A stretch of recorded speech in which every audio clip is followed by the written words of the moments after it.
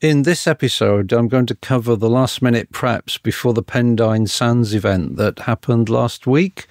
So here I'm going to show the installation of some motorcycle front and rear cameras, the cooling system that was meant to remove heat from the water tank between runs, installation of more conventional dampers, modification of the alloy bodywork to allow all these changes to fit, a quick test of the engine and the new rather complicated gear change linkage, and then finally blending in all the bodywork changes to match the rest of the car, involving lots of polishing.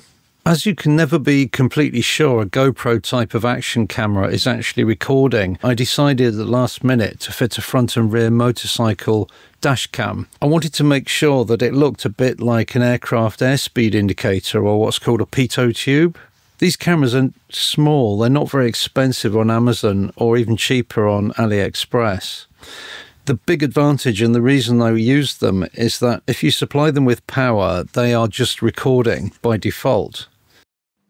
I'm trying to make a kind of vane that sticks out of the side of the car, the sort that holds a pitot tube on the end, used in aircraft. And they often look quite cool because they often kind of taper. So I've got this, I think it's for a sort of shop fitting or something. I just found it on eBay, but it's an oval section tube, so the wires can go down the middle of it. But I don't want to just stick it straight out the side like that. I want it wider at the bottom than the top.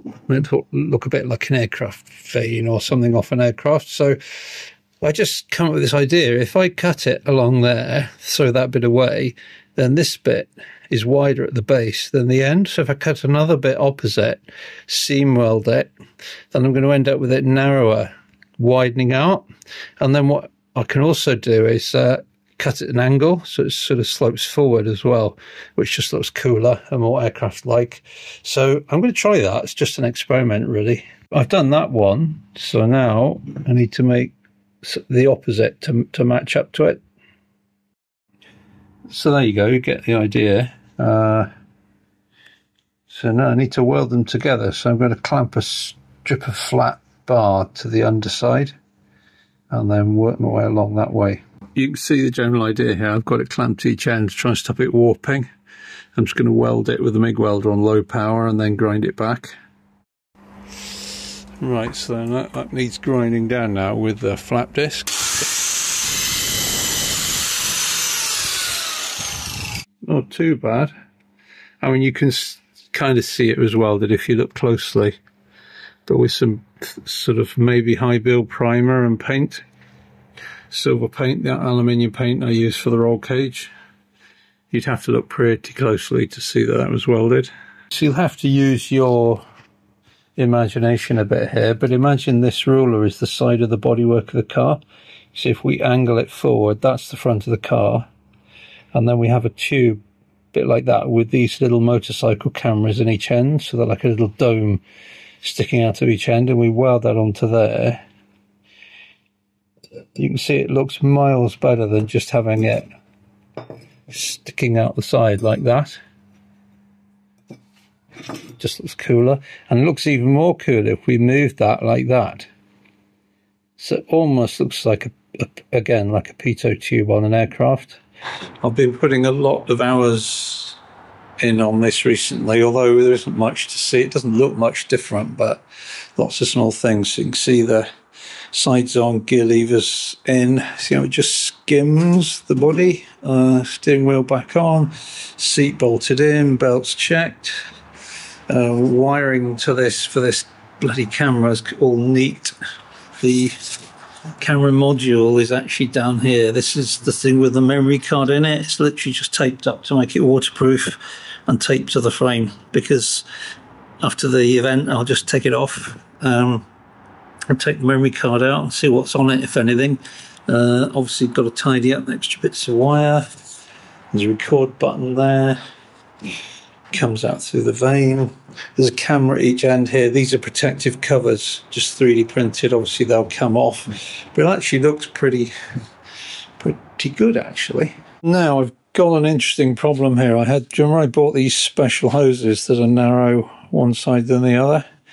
I need to fit them to these ports on my mini cooling radiator contraption there. I'll shorten them though, I'll cut them here so they'll go on like that. Now, ideally, I need to flare this end, it's aluminium. I need to flare it, which will reduce the chance of the hose popping off, even if the clamp's really tight. So you can see this one, I kind of flared it. Don't know if you can see that. And how did I do that? Well, basically I got a punch. This punch is a big one, I don't really use it much. And I just put it in the vise, just like that, resting in the groove, you see between there. And as I rotated it with my left hand, with my right hand, I had the flap disc going at an angle like that. So I didn't use a lathe, didn't use any fancy tools at all really. See, I've tapered it. And then I've dunked it in some grease there. And I've basically put it in there, and just tapped it a few times with a hammer. And in fact, this aluminium is very soft. I didn't tap very hard and it just flared straight out. So it's a bit uneven there, but the point is it's just there to stop the hose popping off. I'd say that's a success. Well, we'll find out, won't we, if it pops off or not. But my system, remember now, won't be pressurized. It'll just be run at ambient pressure. There's no pressure cap on the radiator, which is now a water tank. But there'll be a cap on it, but it won't be a pressure cap. The one I've got's got a spring in it, but I'll take the spring out. So you see now we've got, see the fan assembly there running across. And there's the cutout in it there to allow for the tank. And then front of the fans is the radiator. Here's the ports coming out of the radiator. Well, there's one of them anyway, you can just see there's two actually. Now we've got the tank in, and you can see the ports, this port and this port line up pretty closely, and the same the other side. You can see we've got the fan assembly there. There's too much stuff in the way. The fan assembly there underneath the tank.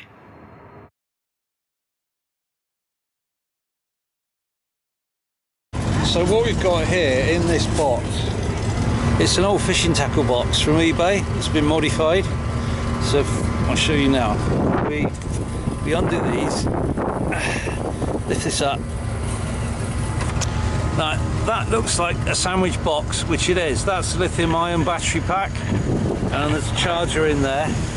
And basically, all it does, it powers 4 motorcycle fans through this plug here, which are acting on a narrow, thin radiator, which vents air out under the car through the slot that the exhausts fire into.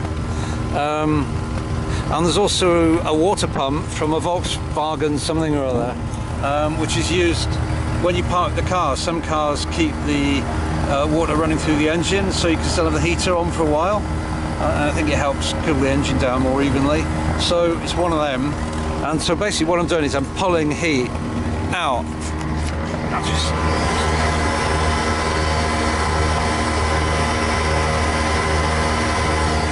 So I'm pulling heat out of my water tank.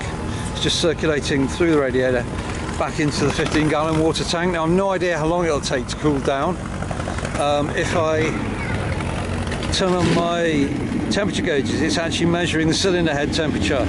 But of course the water's just going round the tank pump radiator back to the tank. There might be some convection through the engine, through the main hoses, but I don't know. So I'm just going to have to take this off here and just feel the tank, see if it's cooling down or not. So that's the plan. So I don't know how long it's going to take, because I've never done this before. But this is my beach box. You can see there's room for beers. You can sit on it. It's got a little handle and it doesn't sink in the beach. And the wheels don't fall off like those sort of Glastonbury type pull along carts. So you can't buy these, so I just made this. I think it's quite cool. I might start selling them or something. Oh, there we are. Yeah, okay, it still hasn't changed much. Give it another 10 minutes.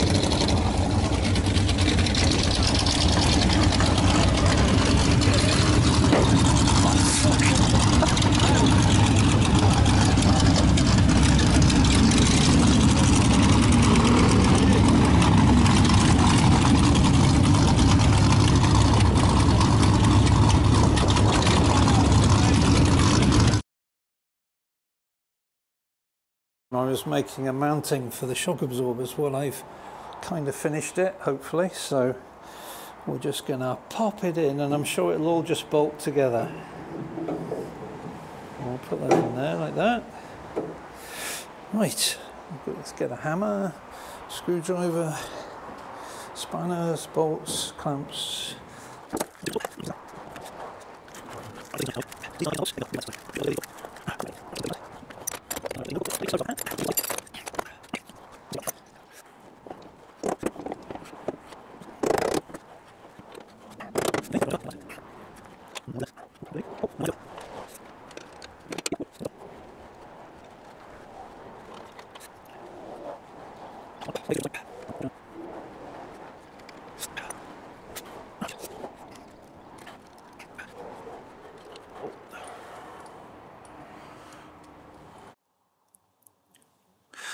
Okay, folks, I've got 2 aluminium jobs to do. We're back in the workshop. There isn't as much space as there was before because I've got my big old Chrysler back from where it was being stored in the bus museum.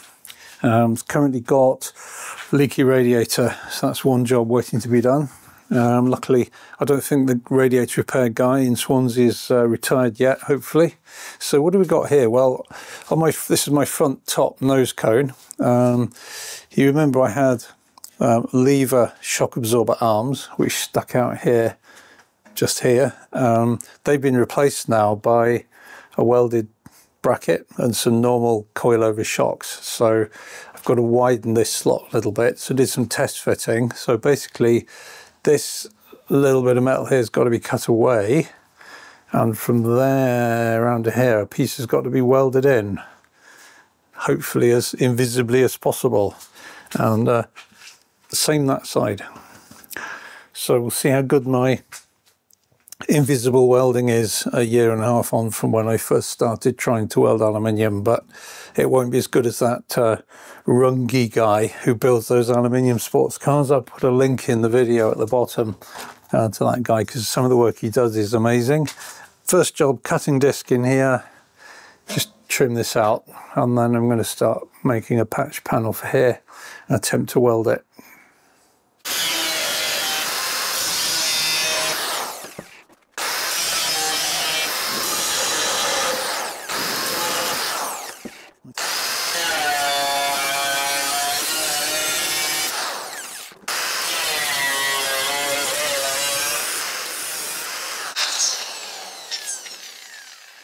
One thing I've noticed is I've just got some of these YouTube type wireless microphones, which means you don't pick up as much of the noise of the room as you did in my earlier videos. So I'm still getting used to these, but what I've noticed is when you're talking to a microphone on a camera over there, it's completely different to having the microphones here.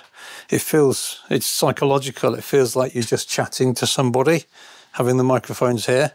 So you're more likely to actually talk. So that's why you're getting a bit of random chit chat today. So again, we just work these back and forth and they'll just pop off. There you go.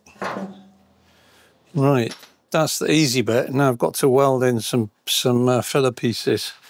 So we're going to be looking for cornflakes packets or something similar once again. So let's look for some cardboard on my messy workbench. My workbench is getting almost as bad as the pole barn guy. I don't know if you've ever watched his channel on YouTube. He's got the bench that he mixes up his paint on, his tractor paint, and mine's getting almost as messy. There you are. Need a good tidy up. I think that guy does have the messiest workshop I've ever seen.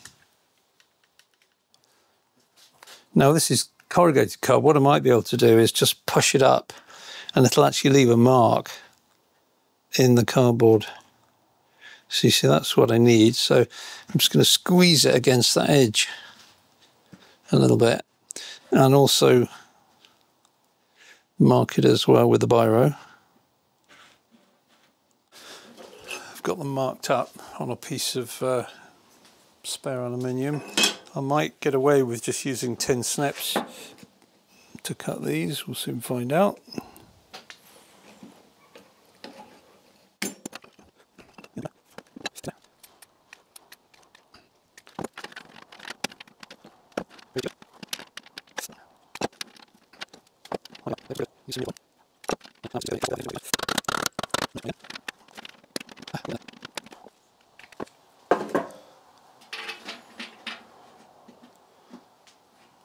Right, there we are. I'll do the same for the other side. I won't bore you with that. And then yeah, it's welding time. So if I was to just tack weld that now, it would distort and it wouldn't lie flat. So if we do the corners or just the middles, I don't know, maybe the middles like that, and then I'll weld the top, work my way down, I think. There, right, so I can get some weld along there at least. It's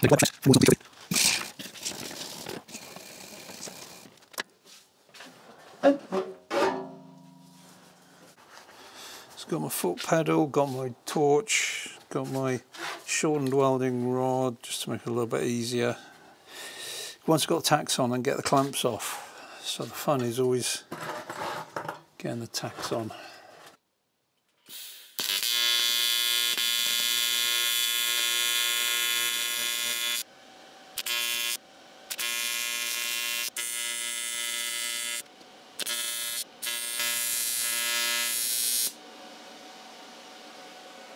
Right, so I'll just explain what I've done.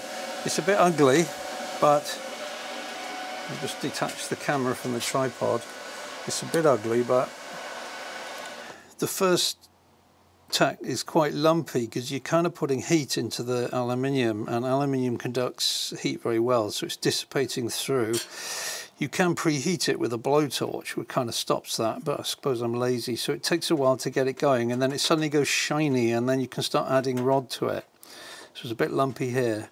Then when you get to these areas here, there is no place for the heat to dissipate this way because you've got empty space. So what happens is you have to back off the power as you get to the end here. Otherwise this area here will burn back. It'll literally recede away because it's too hot. It's kind of melting away. So you noticed I had the arc kind of, I was sort of coming up and back, up and back, up and back. I'm trying to put heat in, but not too much, just enough to get my rod to melt here. See, right on the edge of it, just melting away.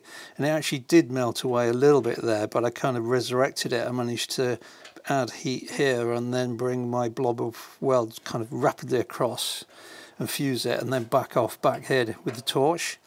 So it's all about kind of getting just enough heat for the aluminium to melt and not a moment more.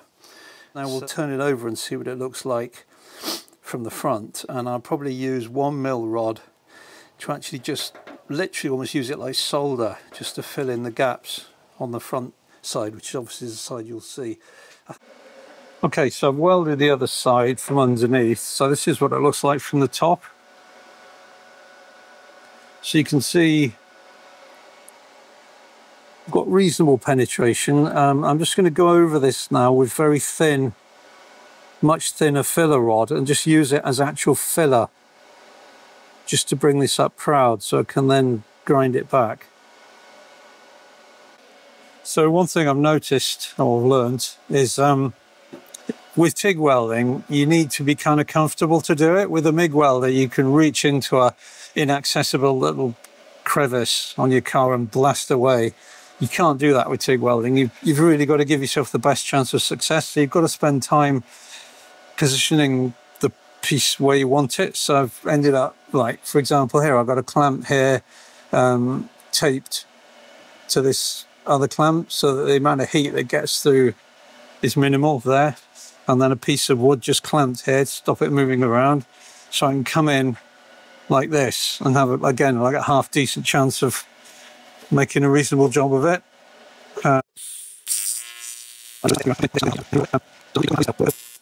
So you can see I was using a lot less power than before. So I've got a raised edge all the way here around. This hasn't retreated back at all here. So I can then file that down and that should blend in reasonably okay. So the body's on.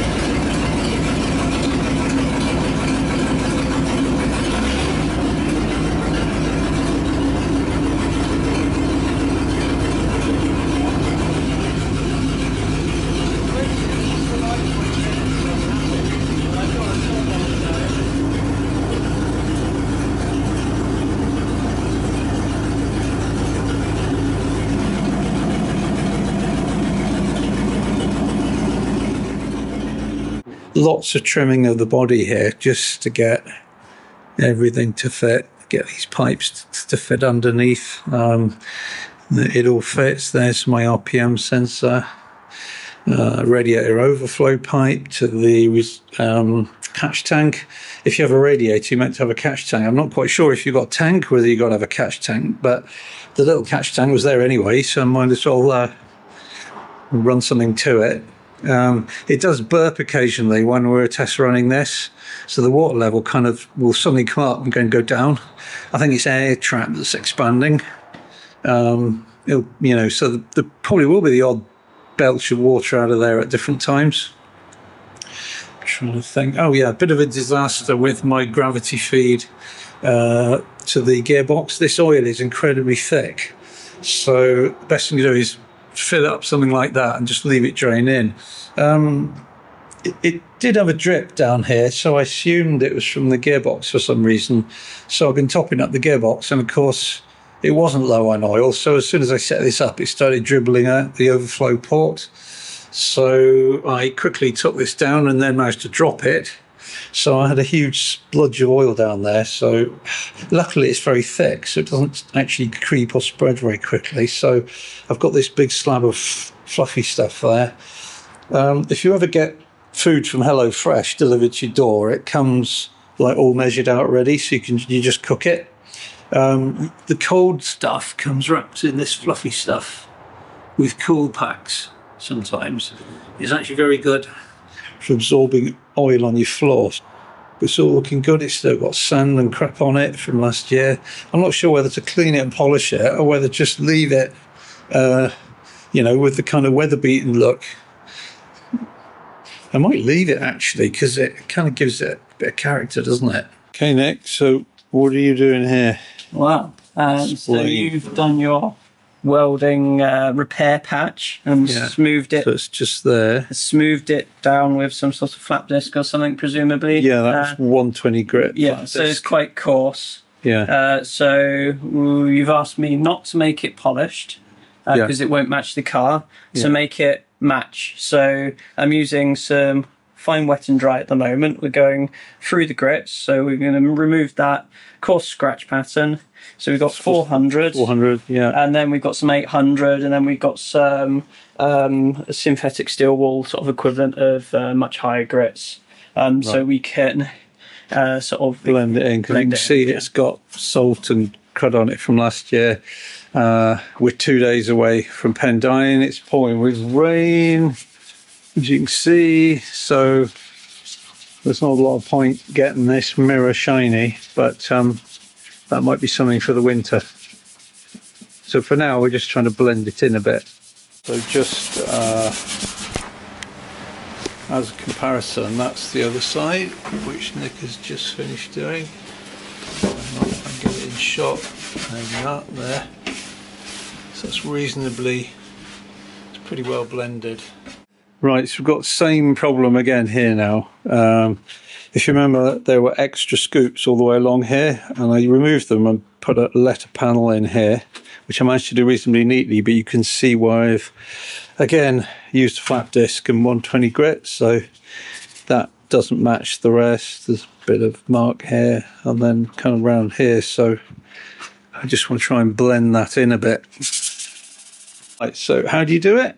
So that's 400 grit. Well, I mean, if we had other grits, maybe we'll start with like 320 or something. Yeah. But so your flap disc went that way, right? So yes. You've got scratches running this direction. Yeah. So if we went the same way, we'd just make the scratches deeper. It wouldn't really do anything. It might get smoother. So we go perpendicular to the scratch. So we run that way.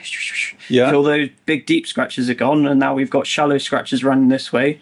And then we go up a grit. So maybe go up to 600 if we've got any 800, and then we go back that way. So you're always changing directions. Yeah. So you take the last set of scratches out. Yes. Perpendicular to whatever they were. Right. I better give you a hand then and start here. Very nice. So you see that end that was all scratched up. And then along this groove was all scratched up. Back here was a bit scratched up, so you can still see the unevenness where I've been welding in metal, but it looks a lot better and it's blended in with the rest of it.